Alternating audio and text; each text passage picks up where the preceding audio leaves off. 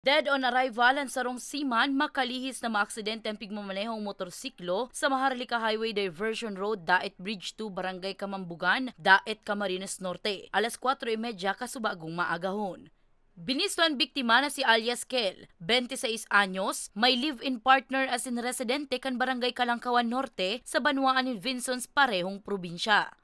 Sigun kay Police Captain Leoncio Garfin Jr., ang tagapagtaram kan Daet Municipal Police Station. Hali sa Barangay Basud, parehong banwaan. Pauli na kutan biktima, alagad suminemplang ang motorsiklo kaini, darakan mahalnas na tinampo na kausa kan makusog na pag-uran na dahilan man kan pagtama kan biktima sa barrier sa lugar. Pigdara pa man ini sa Camarines Norte Provincial Hospital, alagad daina swinerte pang mabuhay.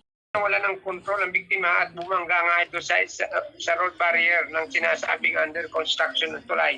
Dahil po sa impact, siya ay tumilapon mula sa kanyang motorsiklo at nagtamo ng malubhang pinsala.